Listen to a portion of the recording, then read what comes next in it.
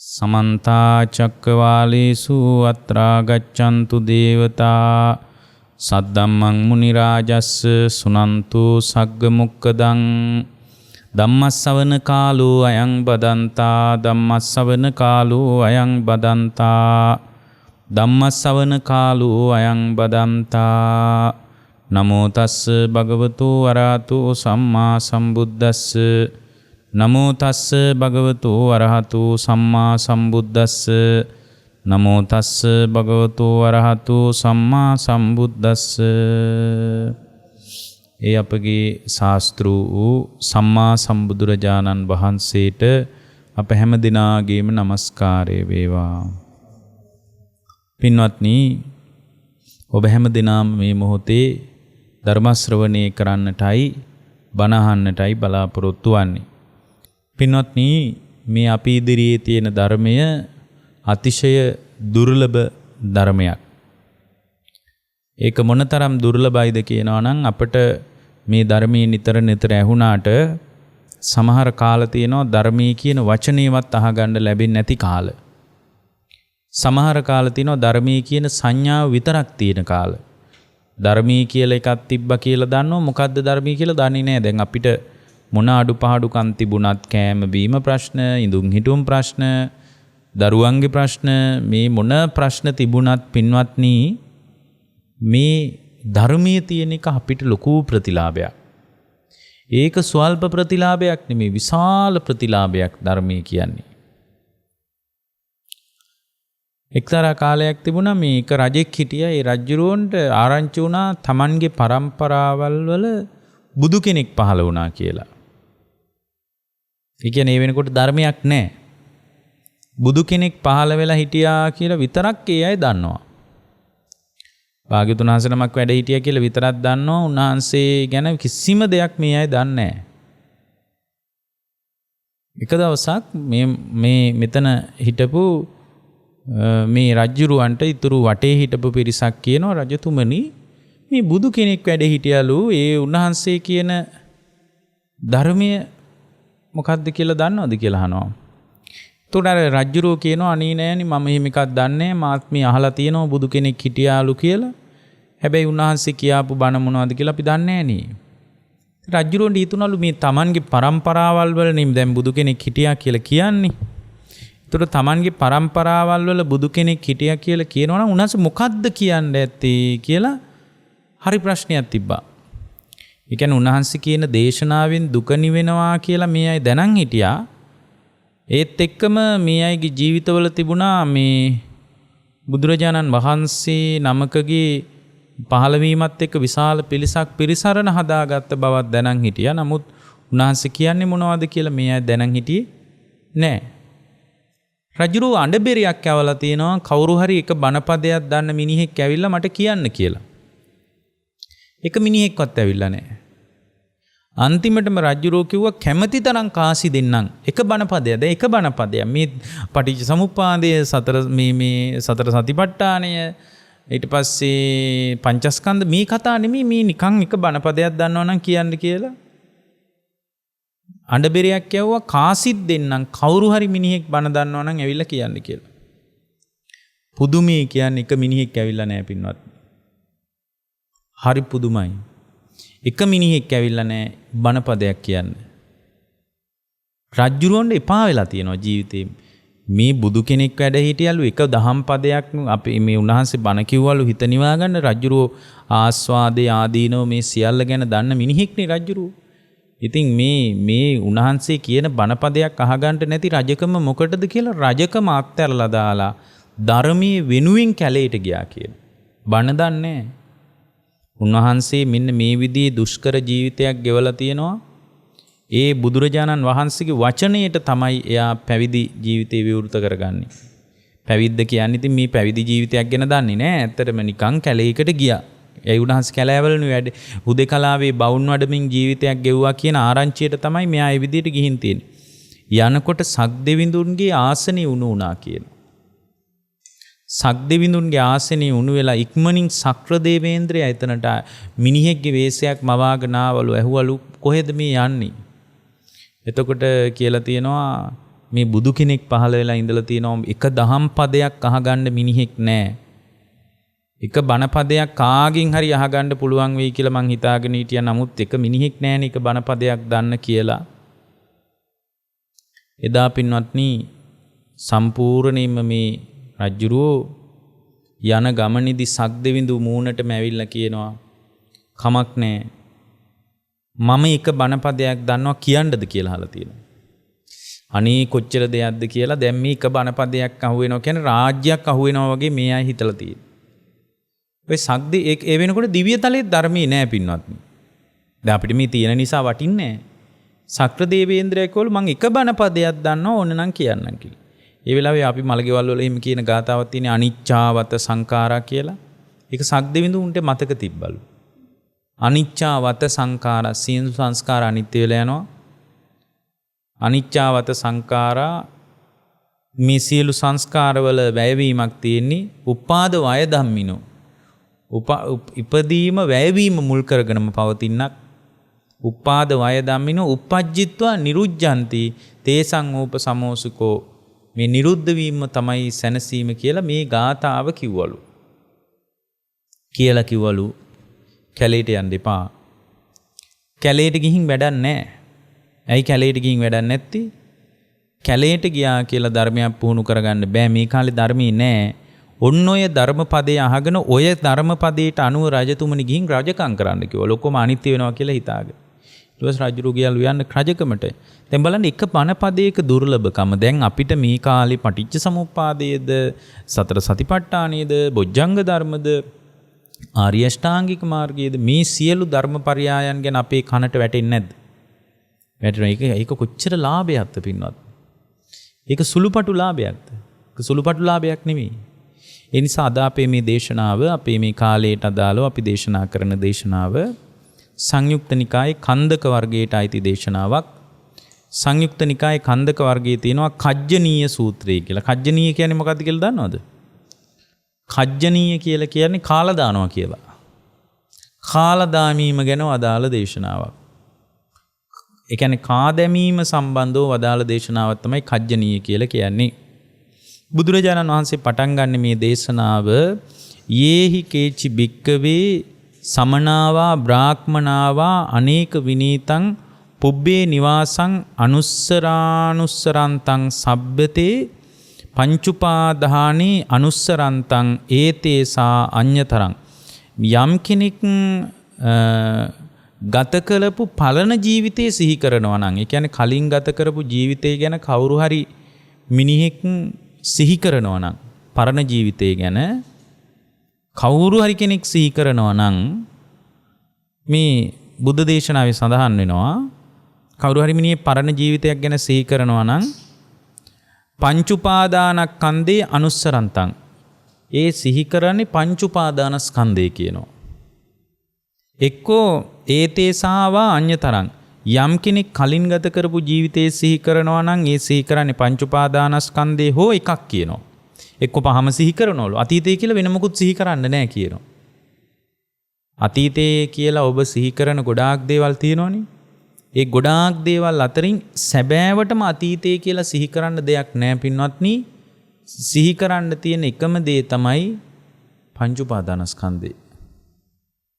ඇයි හොඳට බලන්නකෝ අතීතය කියලා මිනිස්සු මේ මගේ දරුවා, මගේ ගෙදර, මගේ පවුල, මගේ අම්මා, මගේ තාත්තා, අපේ ගෙවල් මේ පැත්තේ තිබ්බේ කියලා ඔහොම කතා කළාට ඇත්තටම සිහි කරන්න තියෙන්නේ එපමණයි. කොහොමද බලන්න පංච උපාදානස්කන්ධය සිහි කරගන්න විදිය?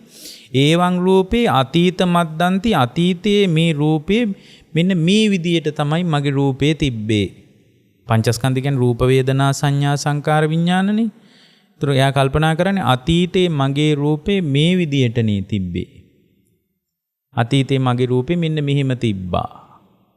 එක්කෝ එයා කල්පනා කරනවා අතීතයේ මම මෙන්න මෙහෙම නිවින්දේ. හරිනේ, ඊට වඩා වෙන මොකුත් නැහැනේ කල්පනා කරන්න. ඒ කාලේ මම මේ විදියට සැප වින්දා. ඒ කාලේ මං හරියට දුක් වින්දා. එහෙම නේද කතා කරන්නේ? ඒ කියන්නේ සැප දුක් ආදී වේදනාව ගැන තමයි කතා කරන්න තියෙන්නේ. එක්ක රූප, වේදනා, සංඥා. අතීතේ මං හඳුනාගත්ත දේවල් මෙන්න මෙහෙමයි. මම රූප වශයෙන් මේවා හඳුනාගත්තා. ශබ්ද ඒ කාලේ අපි ඇහුවේ මෙන්න මේ දේවල් අර ශබ්ද වශයෙන් අඳුනගත්ත දේවල්.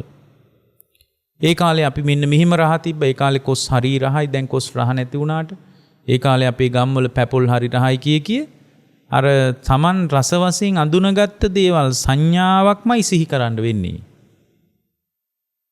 ඊට පස්සේ අතීතේ මම මේ විදියට හිතුවා මට මේ විදිහේ සිතුවිලි තමයි අතීතේ ඇති වුනේ මම මෙහෙම හිතපු කෙනෙක් කියා අතීත සංකාර ගැනම නේද සිහි කරන්න තියෙන්නේ. අතීතේ මම විශේෂයෙන් දැනගත්තේ මේ විදියටයි. ඒ කියන්නේ විඥානනීය. ඒකට කියන්නේ විඥානීය කියලානේ. අතීතේ මම ඇසින් විශේෂයෙන් මේව දැනගත්තා. කනින් විශේෂයෙන් මේව දැනගත්තා. විශේෂ වශයෙන් ලෝකයේ අත්දැක්කේ මෙන්න මේ දේවල් කියලා. ඇත්තටම පින්වත්නි අතීතේ සිහි කරද්දී අපි මේ ගෙවල් දොරවල් ඉඩකඩම් දීපල මේ විදියට හිතුවට අතීතේ සිහි කරනවා නම් සිහි කරන්න තියෙන්නේ යම් කෙනෙකුට කලින් ගත කරපු පංචස්කන්ධයක් හරහාමයි. එහෙමනම් ඔබට තේරෙනවද අතීතයේත් එහෙනම් මේ අනුගමනය කරන ජීවිතය ඇස්සේ වැඩිලා තියෙන පංචස්කන්ධයක් කියලා තේරෙනවද? ඒක තේරෙන එකම ඇති මං කියන්නේ. අතීතේ දැන් මොනව අත්දකීම් පරාසය ඔබේ ලෝකයේ සිහි කළත් සිහි කරන්න තියෙන එක්ක මේකෙන් එකක් එක්ක පහම. එක්ක අතීතේ රූපේ මෙහිමයි කියලා කල්පනා කරනවා. එක්ක අතීතේ විඳපුවා අපි මෙහිමයි දැන් මෙහෙම හිටියට ඒ කාලේ අපි මෙහෙම වින්දා කියලා වේදනා ස්කන්ධයක් කතා කරනවා. අතීතේ මෙහෙම හඳුනාගත්තා ඒ කාලේ මෙහෙම සින්දු ඇහුවා. ඔය හඳුනා ගැනීම මෙහෙමයි. සංඥා සංකාර විඥාන ඔක්කොම අතීතය අනුව එයා කල්පනා කරන්නේ ওই විදියටයි. ඊට පස්සේ භාග්‍යවතුන් වහන්සේ මතක් කරනවා රුප්පන්තිතිකෝ භික්කවේ තස්ස රූපන්ති උච්චති. බුදුරජාණන් වහන්සේ වදාරනවා මේ යම් මිනිහෙක් දැන් එතකොට එකක් තේරුම් ගන්න ඕන මොකද්ද? එහෙමනම් මේ ලෝකේ මේ අත්දකින්න සීමාවේ පංචස්කන්ධ ධර්මයක් විතරයි වැඩෙන්නේ කියන එක. ඒක හරියටම හරි මේ මොහොතේ අපිට සිහි කරන්න වෙන්නේ එක්ක රූපයක්, එක්ක විඳීමක්, එක්ක සංඥාවක්, එක්ක චිත්තචෛතසික ධර්ම ටිකක්, එක්ක විඥානනයක් විඥානය. මේක තේරෙනවද මන් දන්නේ නැහැ ඔබට. හැබැයි ඒකෙන් තේරෙනවා අතීතයේ අපි මේ විඳපු සැප සම්පත් මේ සියලු භෞතික දේවල් ආර්ථික හයිය පරම්පරා කුල ගෝත්‍ර මේ ඔක්කොම කතා කළාට කතා කරගන්න තියෙන්නේ අතීත පංචස්කන්ධයක් විතරයි. ඊට වඩා දෙයක් වැඩිලා තියෙනවද එහෙමනම්? ඊට වඩා දෙයක් නැහැ. මේකම ඇති පංචස්කන්ධයක්මයි වැඩිලා තියෙන්නේ කියලා තේරුම් ගන්න. මේකම ඇති. අතීතයේ මේ එක නානා පරයයන් අත්දකින්න දේවල් ඇස්සේ පංචස්කන්ධ ධර්මයකට වඩා වැඩි දෙයක් හම්බ වෙලා නැහැ කියන එකට ඕක ඇති. ඊට පස්සේ බුදුරජාණන් වහන්සේ මේ රූපේ තෝරනවා. බලන්න රූපේ තෝරන විදිය. රුප්පතීතිකෝ භික්කවේ තස්මා රූපන්ති උච්චති. රූපේ කියන්නේ පින්වත් මහණෙනි කුමක්ද? මොකද්ද රූපේ කියන්නේ? රුප්පතීති. ඒ කියන්නේ රූපේ කියලා කියන්නේ පින්වත්නි මේ බිඳී යන නිසාලු. මේ රූපේ කියන්නේ මොකක් නිසාද? බිඳී යන දේ. දැන් මේක තමයි අවබෝධ කරගන්න තියෙන්නේ. රූපේ කියන්නේ බිඳී යන නිසා. රූපේ කියන්නේ බිඳී යාමට කියනවා. මොන වගේද බිඳිලා යන්නේ? සීතලෙන් උෂ්ණෙන් බිඳිලා යනවලු මේ රූපේ. ඔන්න ඔබ නඩත්තු කරන රූපේ ස්වභාවය. ඔබ මේ මොහොතේ නඩත්තු කරන රූපේ ස්වභාවය තමයි මේ කියන්නේ. සීතල උෂ්ණෙන් මේක බිඳිලා යනවලු. ඊට පස්සේ පින්වත්නි බඩගින්නෙන් බිඳිලා යනවලු. ඇයි මේ රූපේ නඩත්තු වෙන්නේ කැම බීම නිසා? කැම නැත්තම් මේ රූපේ බිඳී යනවා. ඊට පස්සේ මේ රූපේ පින්වත්නි පිපාසයෙන් බිඳිලා යනවලු. වතුර නැත්තම් ඉවරයි රූපේ. මේ ඔබේ රූපේ නඩත්තු වෙන රූපේ බිඳෙන්න හේතු තමයි මේ ධර්මයේ තියෙන්නේ. මැසි මඳුරුවන්ගෙන් බිඳිලා යනවලු. ඊට පස්සේ අවුවෙන් සුළඟෙන් මේ රූපේ බිඳිලා යන්න පුළුවන් කියන. එහෙනම් ඔබ නඩත්තු කරන්නේ බිඳිලා යන එකක් කියලා මතක තියාගන්න. මොන වගේද? මැස්සෙක්ගෙන් මඳුරෙකුණුත් බිඳිලා යනවලු. ඉතින් ලොකුවට මේ නඩත්තු කරන දේ ගැන උදම්මනන්න ලොකු කතාව ඕනේ. මඳුරෙකුට බිඳලා දාන්න පුළුවන් එකක් නේ නඩත්තු කර ඉන්නේ. ඊට වඩා මොන කතාන්දරද?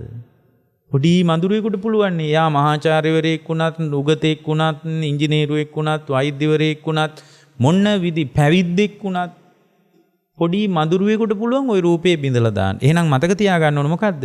මඳුරුවෙකුටත් බිඳින්න පුළුවන් එකක් නඩත්තු කර ඉන්නේ. දැන් මෙහෙම දැනගන්නකොට මොකද්ද පින්වත්නි විශේෂදී? විශේෂ දේ තමයි මේ හරහා දැනගන්න දැක්ම තුල දැන ගැනීම තුල මේ රූපයේ පිළිබඳ යම්කිසි මේ නන්දියක් තියෙනවා නම් රාගයක් තියෙනවා නම් ඒක බිඳිලා යනවා. ඇයි රූපේ බිඳෙන හේතුව දැනගත්තාම. දැන් උදාහරණයක් විදිහට මාන්නෙන් ඉන්න කෙනෙක් දැනගත්තාම මැස්සෙකුට මඳුරෙකුටත් රූපේ බින්දින්න පුළුවන් කියලා දැම්ම අර මාන්නේ කඩා වැටෙන්නේ නැද්ද? කඩා වැටෙන. එහෙනම් අපි තුල මේ උපක්ලේශ වැඩෙන්නේ රූපේ ඇත්ත කතාව බින්දෙන විදිය දන්නේ නැති නිසා. බින්දි ඉස්සරහට යන රූපයක් තමයි මේ නඩත්තු කරන්නේ කියලා එයා දන්නේ නැතිකම නිසා. ඊට පස්සේ උන්වහන්සේ මතක් කරනවා මේ මැසි මඳුරුවන්ගෙන් සර්පයන්ගෙන් බිඳිලා යනවා කියන මේ ශරීරයේ එහෙම එකක්. අන්නේ බිඳිලා යෑම නිසා ඒකට කියනවා මොකද්ද? බිඳිලා යන නිසා ඒකට කියනවා රූපය කියලා. බිඳිලා යාම නිසාමයි පින්වත්නි මේකට රූපය කියලා කියන්නේ. ඊට පස්සේ බුදුරජාණන් වහන්සේ ඊළඟට දෙවෙනි කාරණේ මතක් කරනවා වේදියතිතිකෝ භික්කවේ තස්මා වේදනානි උච්චති. පින්වත් මහණෙනි වේදනාව කියන්නේ මොකද්ද කියලා අහනවා. දැන් අතීතේත් නඩත්තු කරලා තියෙන රූප වේදනා සංඥා සංකාර ටිකක් කියලා දැන් පැහැදිලිනේ.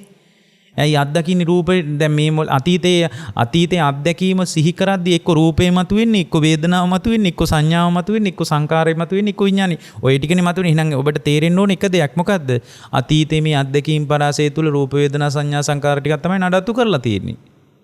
ඒකෙන් අනිත් පැත්තට ඊළඟට කල්පනා කරන දේ අපි පස්සේ බලමු. ඊට පස්සේ වේදනාව ගැන කියනවා. වේදියතිතිකෝ භික්කවේ තස්මා වේදනානි උච්චති. පින්වත්නි විඳීම් අර්ථය මොකද්ද? විඳිනවා කියන්නේ මොකද්ද කියනවා. ඊට පස්සේ උන්වහන්සේ මතක් කරනවා සුඛ වේදනාව සැප විඳිනවා. දුක්ඛ වේදනාව දුක් විඳිනවා. අදුක්ඛම සුඛ වේදනාව සැප දුක් රහිත විඳීමක් ඇති වෙනවා. මහණෙනි ඔන්න ඔය ටික අත්දකිනවා නම් මේ මොහොතේ ඇසින් කනෙන් නාසයෙන් දිවෙන් කයෙන් මනසින් ඔය ටිකෙන් තමයි ඔක අත්දකින්නේ. ඒකට කියනවා මොකද්ද? වේදනා. කිංච භික්කවේ සංඥා වදේත. පින්වත් මහණෙනි සංඥාව කියන්නේ මොකද්ද? උන්වහන්සේ මතක් කරනවා සංජානාතිකෝ භික්කවේ තස්මා සංඥාති උච්චති. පින්වත් මහණෙනි සංජානාති දැනගන්නවා කියන එකයි. සංඥාව කියන්නේ දැනගන්නවා කියන අදහසිනුයි සංඥාව කියලා කියන්නේ. මොනවද දැනගන්නේ? ඇහෙන් නිල් පාට, රතු පාට, කොළ පාට ওই විදියට ඇහෙන් දැනගන්නවා. පීත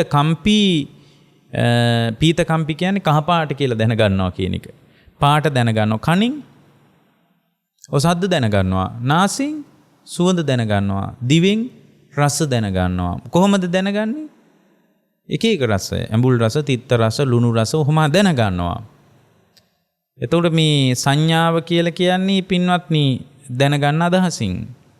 ඊට පස්සේ පින්වත්නි ඊළඟ එක තමයි සංකාර. සංකාර කියන්නේ සංකත අபிසංකරන්තිති භික්කවේ තස්මා සංකාරෝති උච්චති. පින්වත් මහණෙනි සංකාර කියන්නේ හේතුඵල දහමින් හැදුනා කියන අදහසින් කියනවා. මොන අදහසින්ද පින්වත්නි සංකාර කියන්නේ? හේතුඵල දහමින් හැදුනා. දැන් මේ වචන ටික තෝරගත්ත එකමත් ඇතිනේ. සංකාර කියන්නේ හේතුඵල දහමින් හැදුනා කියන අදහසින්. ඊට පස්සේ විශේෂයෙන් සකස් වුණා කියන අදහසින් ඒකට කියනවා අபிසංකරොන්ති කියලා. ඒ කියන්නේ හේතුඵල දහමින් විශේෂ වශයෙන් සකස් වෙනවා.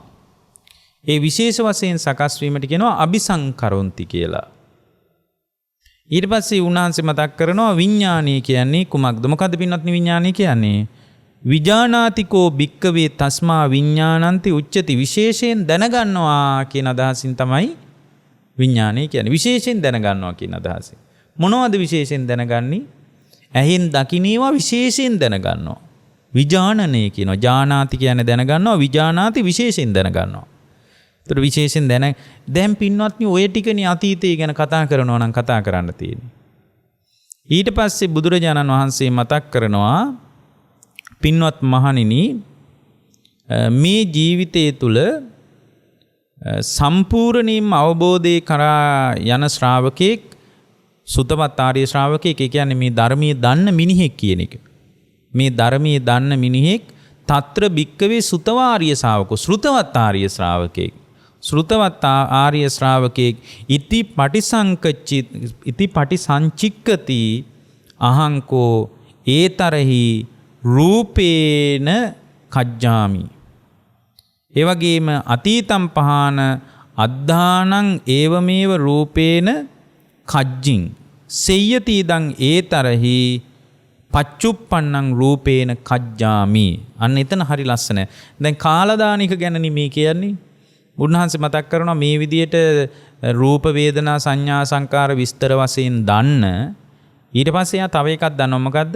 අතීතෙත් සිහි කරනවා නම් විඳපු මොනවා හරි සිහි කරනවා නම් පංචස්කන්ධ ධර්මයක් හෝ පහම හෝ එකක් හෝ දෙකක් හෝ සිහි කරන්න තියෙන්නේ. එහෙනම් අතීතේ වැඩිලා තියෙන්නේ මේ ගෙවල් වල මිනිස්සු ගත කරන ඉදිනදා ජීවිතය ඇස්සේ මොකද්ද වැඩිලා තියෙන්නේ? පංචස්කන්ධ ධර්මයක්. මොකද අතීතේ සිහි කරනවා නම් ඒකයි සිහි කරන්න තියෙන්නේ.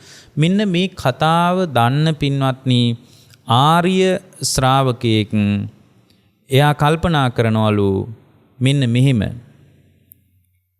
අතීතේත් මම මේ අතීතේත් දැන් ඒ ඉස්සෙල්ලා වර්තමානයේට කල්පනවා. දැන් මම මේ කියන්නේ හොඳට කල්පනා කරන්න මම මේ ලේසි කරලා කියන්නේ. දැන් මේ රූපය මම කාලා දානවා. දැනුත් මේ රූපේ මම කාලා දානවා. කාලා දානවා කියන්නේ හටගෙන නිරුද්ධ වෙලා යනවා මේ රූපය. එතකොට එක පැත්තකින් මේ රූපේ මාව මේ මොහොතෙත් කාලා දානවා. අපි එහෙම කාලා දානවා කියන අදහසින්ම ගමුකෝ. එතකොට අතීතේත් මම මේ රූපේ කාලා දැම්මා. ඒ කාලා දාපු එක නිසානේ ආය මතක් කරන්නේ. දැන් අතීතේත් එනම් මේ පංචස්කන්ධ ධර්මයක්මයි ඇති වුණේ කියලා. දැන් අතීතේ කතාවත් අවුස් බලද්දී ඇත්තටම මේ ටික උනේ කියලා බලද්දී අතීතේත් මේ පංචස්කන්ධ ධර්මයක්මයි මම මේ රූපේමයි කාලා දැම්මේ.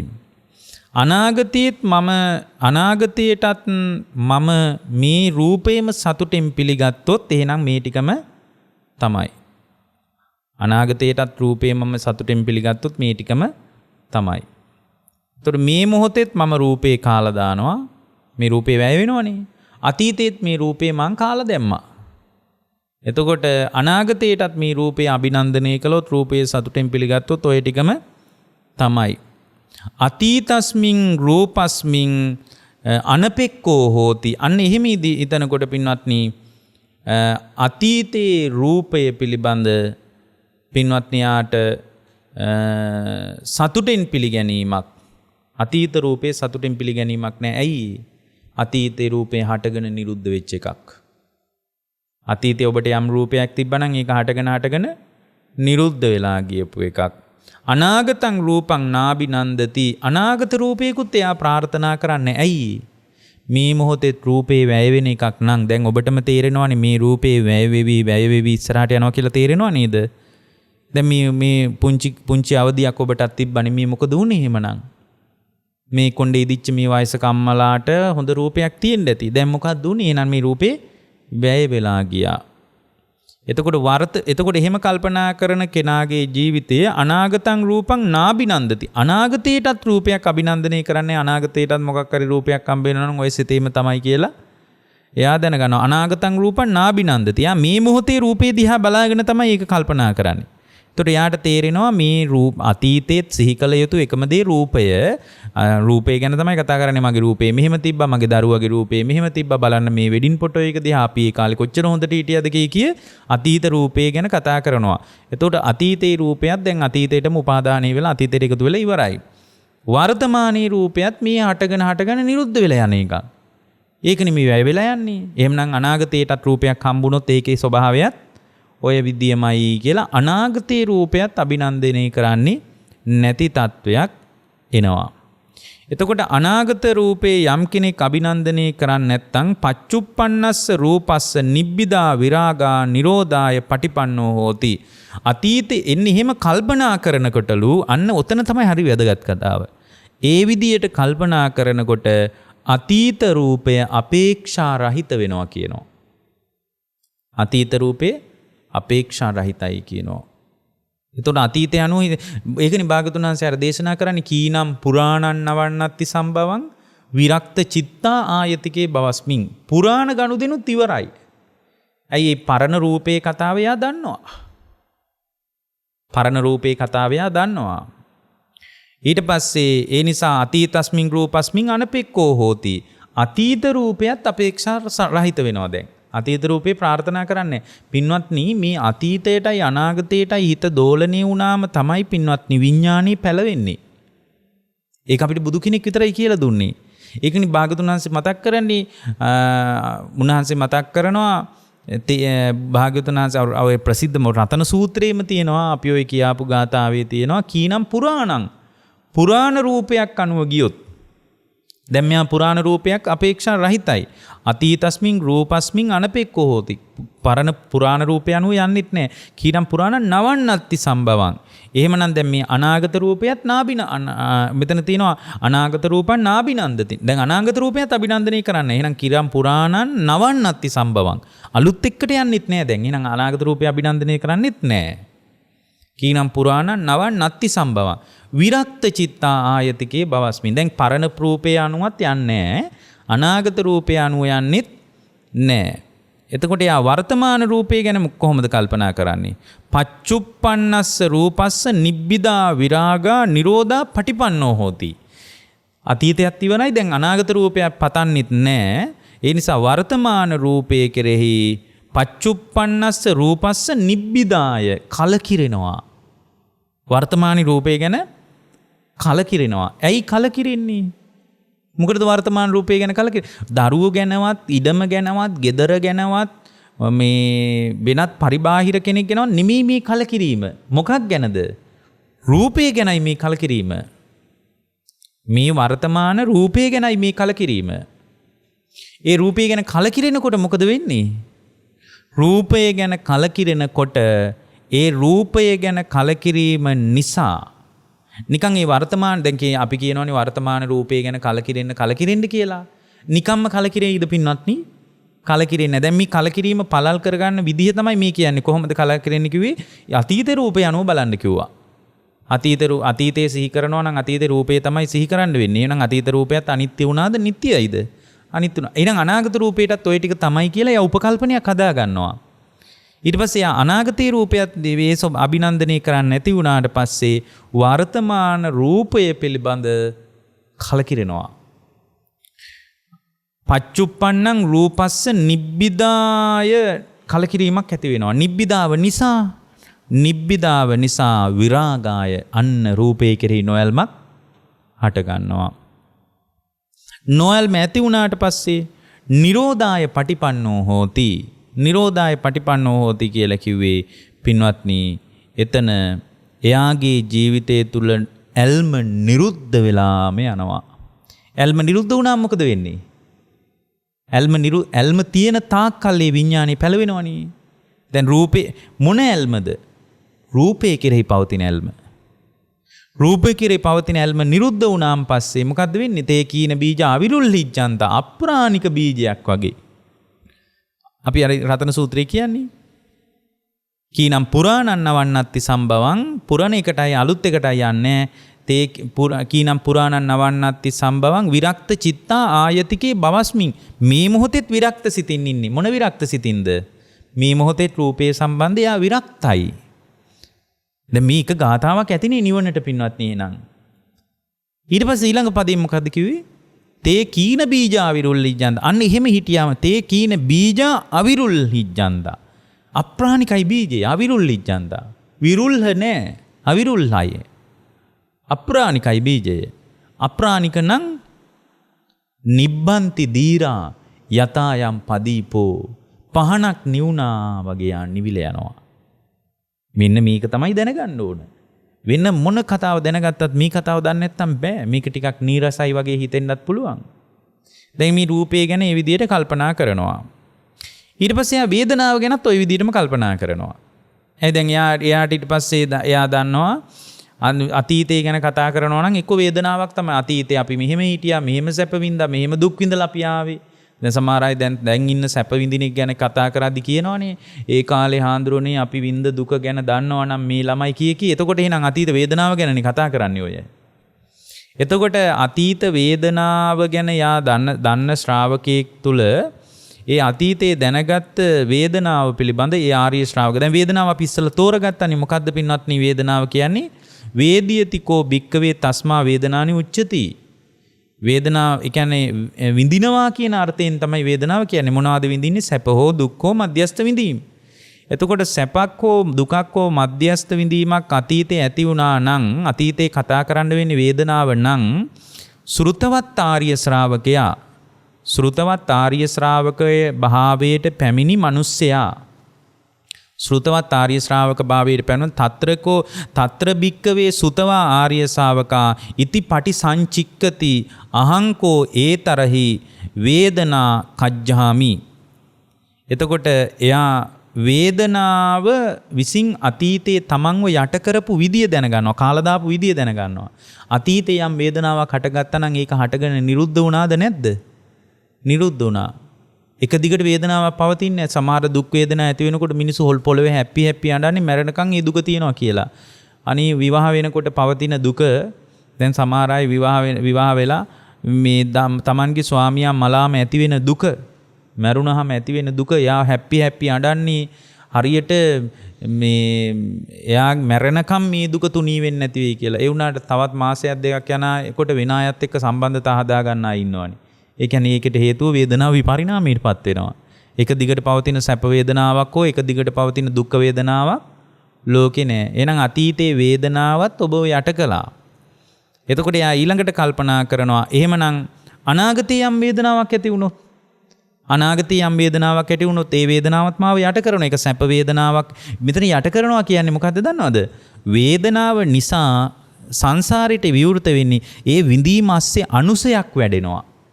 සැප විඳිනකොට රාගානුසයයි මෝරන්නේ. අපි සැප විඳිනවා කිය හිතුවට අනුසයක් වැඩෙනවා රාගාන. දුක් විඳිනවා කියනකොට පටිගය කියන අනුසයයි පෝෂණය වෙන්නේ. ඒක අපිට මෙතන විස්තර කරන්න බෑ. මධ්‍යස්ථ විඳීමක් තුල අවිජ්ජානුසයයි පෝෂණය වෙන්නේ. අපි දන්නේ නැහැ විඳින හැම වෙලාවකම අනුසයක් පෝෂණය වෙන බව. එතකොට මේ අනුශේ ධර්මයන් පෝෂණය වෙවි ඉස්සරහට යනකොට අනාගතයේ දැන් අතීත වේදනාවත් හටගෙන නිරුද්ධ වුණා නම් අනාගතයටත් ওই ටිකම තමයි. අන්න එහෙම වුණාට පස්සේ අතීතස්මින් වේදනාය අනපෙක්කෝ හෝති. අතීතයේ යම් වේදනාවක් තිබුණා නම් ඒ වේදනාව අපේක්ෂා රහිත වෙනවා. අපේක්ෂාවක් එන්නේ නැහැ. අතීත වේදනාව පිළිබඳ අපේක්ෂා රහිතයි. අනාගත වේදනාව ගැනත් එයා අභිනන්දනය කරලා ප්‍රාර්ථනා කරන්නේ. ඇයි? යාට තේරෙනවා අතීත වේදනාවත් නිරුද්ධයි, අනාගතයටත් වේදනාවක් හටගත්තොත් එහෙනම් අනාගතයටත් ওই ටිකම තමයි කියලා තේරෙනවා. ඊට පස්සේ පින්වත්නි පච්චුප්පන්නස්ස වේදනාය නිබ්බිදා විරාගා නිරෝධාය පටිපන්නෝ හෝති. එහෙම බලනකොට යාට වර්තමාන විඳීම ගැන, වර්තමාන වේදනාව ගැන පච්චුප්පන්නස්ස වේදනාය නිබ්බිදාය කලකිරෙනවා. අතීතයේ වේදනාවත් හටගෙන නිරුද්ධ වුණා, අනාගතයටත් හටගෙන නිරුද්ධ වෙනවා නම් එයාට අතීත වේදනාව ගැන අපේක්ෂා රහිත වෙනකොට අනාගත වේදනාව ගැන අභිනන්දනයක් නැහැ. ප්‍රාර්ථනා කරන්නේ කවදාවත්. අපි අනාගත වේදනාව පතනවද නැද්ද? අනාගත වේදනාව පතනවා අපි. ඒ පතන නිසා නැවත උපතක් කරා යනවා අපි. දැන් මෙතන ආර්ය ශ්‍රාවකයා අනාගත වේදනාව පතන්නේ නාබිනන්දති. අභිනන්දනය කරන්නේ නැහැ. අභිනන්දනය කරන්නේ නැත්තම් පින්වත්නි වර්තමාන වේදනාව පිළිබඳවත් එයාට කලකිරීමක් ඇති වෙනවා. ඇයි කලකිරෙනවා කියන්නේ? කලකිරෙනවා කියන්නේ මේ මොහොතේ මොකක් හරි වර්තමානයේ දැන් ඇති වෙන සැපයක් තියෙනවා නම් දුක් වේදනාවක් තියෙනවා නම් ඒකත් අනිත්‍ය වෙලා යනවා. මේ බණහන ඒක ඉහළම අවස්ථාව තමයි මේ වෙලාවේ බණහනකොට ඇති වෙනවා නම් යම් වේදනාවක් ඒකත් සංස්කාරයක් කියලා දකිනවා. හරිම ප්‍රශස්තයි. මේ බණහගෙන ඉන්නකොට ඇති වෙනවනේ සැප වේදනාවක්. මේකත් හුළඟක් වගේ ඇති වෙලා නැති වෙලා යන එකක් කියලා. අන්න ඒක එතකොට එයා ඒ ධර්මයේ තුලින් ඇති වෙන දේ සංස්කාරයක් විදියට දකින දවසක් එනවා. එතකොට යාට ඒ කියන්නේ ඒ වෙනකොට යා කරගන්න ඕන වැඩේ කරගෙන ඉවරයි. රහතන් වහන්සේලා එහෙමනේ. එතකොට මේ ධර්මයේ තුල පවා ඇති වෙන්නේ මේකත් නිකන් සංස්කාර ටිකක් විතරයි කියලා දකිනවා. එතකොට ධර්මයත් අතහැරිලා යනවා. ඒකනේ භාගතුන් වහන්සේ වදාළේ මේක ඉගොඩ වෙන්න පාවිච්චි කරන්න, ඉගොඩ වුණාම මේක කරේ තියාගෙන යන්න එපා කියලා කිව්වා නේද? ඒක තමයි මේ කියන්නේ. එතකොට ඉගොඩ වුණාම මේ කරේ තියාගෙන යන්න නැති දවසක් එනවා. දැන් මේ වේදනාවත් ඊට පස්සේ අභිනන්දනය කරන්නේ නොයල්ම, ඒ කියන්නේ සම්පූර්ණයෙන් වර්තමානයේ විඳීම තුල මේ මොහොතේ ඇති වෙන සැපක් හෝ දුකක්. ඒතර දුක් වේදනාවක් මේ මොහොතේ ඇති වෙනකොට ඒ නිසා යා කඩා වැටෙන්නේ නැහැ. ඇයි? එයාට වේදනාව ගැන තියෙන්නේ නිබ්බිදාවක්, කලකිරීමක්. ඒක සැපත් දුකත් දෙකම. ඒකනේ ඔය අවබෝධයටපත් වෙන ජීවිතය අවබෝධ ධර්මයේ පැත්තට නැඹුරු වෙච්ච අයට මොනවා වුණත් අර සමහර විට දරුවා මලා කිව්වත් ඔය බන්දුල මල්ලිකා වගේ අය දරුවයි මහත්තයයි මරලා ගිහින් කියනකොට දානි බෙද හිටියනේ. ඇයි? වර්තමාන වේදනාව ගැන තියෙන කලකිරීමක්. මොකද්ද කලකිරීම? එපා වෙනවා කියන එක නෙමෙයි. මේ වේදනාව සැප වේදනාවක් හටගෙන නිරුද්ධ වෙනවා. ඇස නිසා සැප වේදනා හට ගන්නවා නිරුද්ධ වෙනවා. කන නිසා දුක් වේදනා හට ගන්නවා නිරුද්ධ වෙනවා. අහනේව නිසා. නාසය නිසා දුක් වේදනා හට ගන්නවා නිරුද්ධ වෙනවා. දිව නිසා සැප වේදනා හැම වෙලාවකම වර්තමානයේ ඇති වෙන යම් විඳීමක් තියෙනවා නම් ඒ සියලු වේදනා හටගෙන නිරුද්ධ වෙවි යන දේවල් කියලා යා දකිනවා. ඒ හටගෙන නිරුද්ධ වෙවි යන වේදනා විදියට දකින්නකොට පින්වත්නි වර්තමාන විඳීම මෙන්න මේ වර්තමාන විඳීම අවබෝධයක් හදාගන්න තමයි යා පළල්ව කල්පනා කරේ. කොහොමද? අතීතයටත් කල්පනා කරලා බැලුවා. ඊට පස්සේ අතීත වේදනා හටගෙන නිරුද්ධ වුණු විදිය යා දැනගත්තා. අනාගතයටත් බැලුවා. අනාගතයටත් එහෙනම් ඔය සිතම තමයි කියලා අනාගතයේ වේදනාව අභිනන්දනය කරේ නෑ. ඒතකොට වර්තමාන වේදනාව පිළිබඳ එයාගේ ජීවිතය තුළ පච්චුප්පන්නස්ස වේදනාය නිබ්බිදා විරාගා නිරෝධාය පටිපන්නෝ නිර්වේදයක් හටගත්තා. කලකිරීමක්. විරාගාය කලකිරුණ නිසා නොයල්මක් හටගත්තා. මොනවටද නොයල්මුනේ? මේ වර්තමාන විඳීමට. ඒකනේ රහතන් වහන්සේලාට දැක්කා කියන එක විතරයි තියෙන්නේ. නොයල්මක් තියෙන්නේ. නොයල්ම නිසා පින්වත්නි නිරෝධාය පටිපන්නෝ හෝති. ඇල්ම නිරුද්ධ වෙලා ගියා. ඇල්ම නිරුද්ධ වුණේ මොකක් නිසාද? නොයල්ම නිසා. නිරුද්ධ වෙලා ගියා. මෙන්න මේ විදිහට යා වේදනාව ගැනත් කල්පනා. ඔන්න ඔය විදිහට පින්වත්නි මම මේ කියන පටිපාටියට වේදනා සංඥා සංකාර විඥාන ඔක්කොම ගලප බලන්න. මේ සියලු තැන්වීම පින්වත්නි මේ ගැළපීම තියාගන්න. මේ ගැළපීම තියාගත්තට පස්සේ හරිම ලස්සන දෙයක් එයාගේ ජීවිතේ වෙනවා. හරිම ලස්සන දෙයක්. මොකක්ද ඒ ජීවිතේ වෙන්නේ? එයාගේ ජීවිතේ විඥානේ පැලවෙන්නේ නැහැ. නැවත මුලින්ම ඇත්තට මේ තුල තමයි සක්කාය දිට්ඨිය දුර වෙලා යන්නේ. ඇයි? වේදනාව මා තුල පවත්වන්න බැරි දෙයක්. අතීතයේ සංඥා ටිකක් රූප සංඥා, ශබ්ද සංඥා, ගන්ධ සංඥා ආදී වශයෙන් සංඥා ටිකක් ඇති වුණා. ඒ සංඥා ටිකත් මාව යට කරා.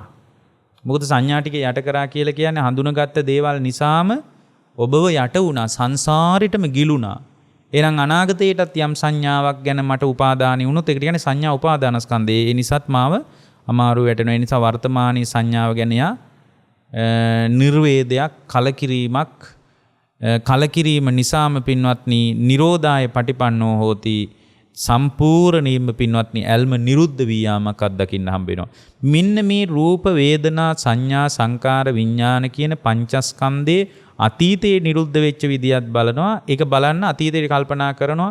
අතීතේ විඳ ඕනෑම අත්දැකීමක් තුළ එක්ක රූපයක්, වේදනාවක්, සංඥාවක්, සංකාරයක්, විඥානයක් විතරයි ක්‍රියාත්මක වෙලා තියෙන්නේ කියලා බලනවා. අනාගතයටත් එහෙනම් ওই ටිකම තමයි වෙන්නේ කියලා බලනවා. එතකොට අනාගතයේ අභිනන්දනය කරන්නේ පංචස්කන්ධය තුළ. වර්තමානයේ තුල යා දකින්නවා පංචස්කන්ධය තුල වර්තමානයේ මේ මොහොතේ යම් පංචස්කන්ධ ධර්ම ටිකක් හටගත්තා නම් හටගත්ත තැනම නිරුද්ධ වෙලා යනවා. යම් සංඥාවක් හටගත්තා නම් ඒ හටගත්ත තැනම නිරුද්ධ වෙලා යනවා. යම් සිතුවිලි ටිකක් හිතේ හටගත්තා නම් ඒ සංකාර කියන්නේ ඒවටනේ. එතනම නිරුද්ධ වෙලා යනවා. විඥානස්කන්ධය කොහොමද නිරුද්ධ වෙනව? මොකද අපි මේ ප්‍රඥානාලිකාවේ විඥානස්කන්ධය ගැන ගොඩක් බණ කියලා තියෙනවා. චක්කු විඥානේ මේ මොහොතේම හටගෙන මේ වෙලාවෙම නිරුද්ධ වෙලා යනවා. ඊට පස්සේ සෝත විඥානේ ඒ නිසා තමයි මාව කියන ඒවා ඔබට ඇහෙන්නේ, මාව පේන්නේ. මේ ඔක්කොම හටගෙන නිරුද්ධ වෙලා යනවා. ඒ නිරුද්ධ වෙලා යන දෙයකට පින්වත්නි හිතේ ඇල්මක් හටගන්නේ නැහැ. එතකොට ඒ විදියට කල්පනා කරනකොට පින්වත්නි එයාගේ ජීවිතය ධර්මීය තුල ජීවමාන වුණු ශ්‍රාවකයෙක් බවට පත් වෙනවා. එතකොට වේදනාය කජ්ජාමි, සංඥාය කජ්ජාමි, විඥානේන කජ්ජාමි ආදී වශයෙන් මේ පංචස්කන්ධයේ තමන්ව කාලා දාලා ගිලලා දාලා සංසාරේ එරවන විදිය, සංසාරේ එරෙන විදිය, සංසාරේ ගිලා බහින විදිය යා පංචස්කන්ධයේ හරහාමයි ඇති වෙන්නේ කියන කාරණේ දැනෙනවා. මෙහිම කියලා භාග්‍යවතුන් වහන්සේ ඊළඟට යාගේ දැක්ම තවත් පළල් කරනවා. තංකින් මඤ්ඤේත බික්කවේ රූපං නිච්ඡං වා අනිච්ඡං වාති මහණෙනි, නුඹලාට මොකද හිතෙන්නේ අහනවා. මේ විදියට හිතනකොට රූපේ නිට්ටියද අනිත්‍යද අහනවා. එතකොට භික්ෂු සංඝයා කියනවා අනිච්ඡං බන්තේ යං පනා නිච්ඡං දුක්ඛං වාති සුඛං වාති. පින්වත් මහණෙනි, එහෙම අනිත්‍ය නම් දැන් අනිත්‍යයි කියලා තේරෙනවනේ. අතීතයේ රූපය අනිත්‍යයි, අනාගතයටත් එහෙමනම් ওই ටිකමයි, වර්තමානෙත් හටගෙන නිරුද්ධ වෙනවා නම් රූපය අනිත්‍යයි. තංකින් මඤ්ඤේත මහණෙනි, නුඹලා මොකද්ද මේ ගැන හිතන්නේ කියලා අහනවා. රූපං නිච්ඡං වා අනිච්ඡං වාති. රූපේ නිට්ටියද අනිත්‍යද? අනිච්ඡං බන්තේ. යං පන අනිච්චං දුක්ඛං වාති සුඛං වාති යමක් අනිත්‍ය නම් ඒක දුකද සැපද කියලා අහනවා. දුක්ඛං බන්තේ ස්වාමිනිය දුකයි. යම් පන අනිච්චං දුක්ඛං විපරිණාම ධම්මං කුල්ලං මූතං සමනුපස්සන්තු ඒතං මම ඒසෝ හමස්මින් ඒසෝ මේ අත්තා කියලා පින්වත් මහණෙනි විපරිණාමයට පත් වෙන එකක් නම් ඒකේ මගේ දරුවා මගේ ගෙදර මගේ කාර් එක මේ මම තමයි ඉන්නේ මට තමයි මේවා අයිති කියලා අල්ලන්න දෙයක් ඒකේ තියෙනවා දානවා. නොහේතම් බන්ති ස්වාමීනි අනිත්‍ය වෙන නිසාම දුක නිසාම මගේ කියලා අල්ලන්න මේ රූපේ තුල දෙයක් නෑ කියනවා. පින්වත් මහණෙනි මෙන්න මේ විදියට කල්පනා කරනකොට යංකින්චි රූපං අතීත අනාගත පච්චුප්පන්නං අජ්ජත්තං වා බහිද්දං වා ඕලාරිකං වා සුකුමං වා හිතං වා පනීතං වා හිත වූ ප්‍රනීත වූ හෝ දුර වූ ළඟ හෝ සබ්බං රූපං සියලුම රූප දුර වෙන්න පුළුවන් ළඟ වෙන්න පුළුවන් ඇතුලේ වෙන්න පුළුවන් එළියේ તો සියලු රූප කියනකොට ඒකේ දරුවත් අයිති. අජ්ජත්තං වා බහිද්දං වා ඇතුලේ රූප හරි එළියේ රූප හරි සුකුම රූප හරි එහෙමත් නැත්නම් මේ ඔක්කොම ගත්තම සබ්බං රූපං මේ සියලු රූප නීතං මම නීසෝ හමස්මින් නමේසෝ අත මම මගේ ආත්මය කියලා ගන්න පුළුවන් දහනවා. එන්නේ එහෙම වසඟේ පවත්වන්න පුළුවන් කියලා හිතාගෙන දරුවා දිහා බලන නිසාමයි දුක පින්වත්නි. වෙනස් වෙන්නේ නැති දෙයක් මගේ වසඟේ තියන්න පුළුවන් දෙයක් විදියට දරුවා දිහා බිරිඳ දිහා ස්වාමියා දිහා මේ අජීවී මේ සම්පූර්ණයෙන්ම මේ ජීවී ස්වභාවයේ දිහා බලන එක නිසාමයි මම මගේ ආත්මය කියලා දකින්න එක නිසාමයි දුක. අජ්ජත්තික බහිද්ද වශයෙන් ගලපලා බලන්න ඇතුළෙත් සත්වයක් පුද්ගලයෙක් විදියට මම මගේ ආත්මය කියලා ගන්න දෙයක් නැහැ. ඇයි රූපේ අතීතයට අනාගතයට ගලපනවා, වේදනාව අතීතයට අනාගතයට ගලපනවා. මේ සියලු පංචස්කන්ධය අතීතයට අනාගතයට ගලපනකොට තේරෙනවා මේක ASCII මම මගේ ආත්මය කියලා ගන්න දෙයක් නැහැ. හටගත්ත තැනම නිරුද්ධ වෙවි යන එක. මගේ නම් මට ඕන විදියට තියෙන්න ඕනනේ. දැන් මට ඕන විදියට මේක පවත්වන්න බෑනේ. කිවිසුමක් යන එක නවත්ත ගන්න පුළුවන්ද? බෑනේ. එහෙනම් මට ඕන විදිහට මේක තියාගන්න බෑ. ඒ වගේ බහිද්දාව එළියටත් බලනවා සත්පුද්ගල භාවයක් නැහැ කියලා. එළියෙත් දරුවා තුලත් පංචස්කන්ධ ධර්ම ටිකක් ක්‍රියාත්මක වෙන්නේ. මහත්ය තුලත් පංචස්කන්ධ ධර්ම ටිකක් ක්‍රියාත්මක වෙන්නේ. මේ විදිහට එළියටත් එයා ගලපා බලනවා පින්වත්නි. මේ විදිහට රූපේ සියුම්වෝ ගොරෝසුවෝ උස්සෝ මහත්ෝ දියුණු කළ හෝ ළඟ හෝ දුර හෝ සබ්බං රූපං සියලු රූප තුල මම මගේ ආත්මය කියලා දෙයක් දකින්න නෑ කියලා දකිනවා පින්වත්නි. මෙන්න මේ විදියට දකිනකොට පින්වත්නි මේ විදියට වේදනාව ගැනත් සංඥාව ගැනත් සංකාරය ගැනත් එයා දකිනවා. මේ ඇතුලේ හරි පිට හරි ඇති වෙන යම් වේදනාවක් තියෙනවා නම් ඕලාරික සුකුම හරි වේදනාව පින්වත්නි වේදනාවත් හටගත්ත තැනම නිරුද්ධ වෙලා යන්නේ. දැන් ඔය හිතන්න කොන්දේ අමාරුවක් ඇති වුණා කියලා. කොන්දේ අමාරුව වෙන කොහෙන් හරි ආපු එකක්ද? නෑ. කොන්දේ අමාරුව වෙන තැනකට ගිහින්ද නිරුද්ධ වෙන්නේ? නෑ. හටගත්ත තැනම නිරුද්ධ වෙන්නේ. හටගත්ත තැන එතනම නිරුද්ධ වෙලා යන වේදනාවනේ. ඊට පස්සේ හොයන්න පුළුවන්ද කොන්දේ අමාරුව දැන් කොහෙටද දන්නේ නැහැ ගියේ කියලා. හොයන්න බෑ. එහෙමනම් වේදනාව හටගෙන නිරුද්ධ වෙලා යන එක.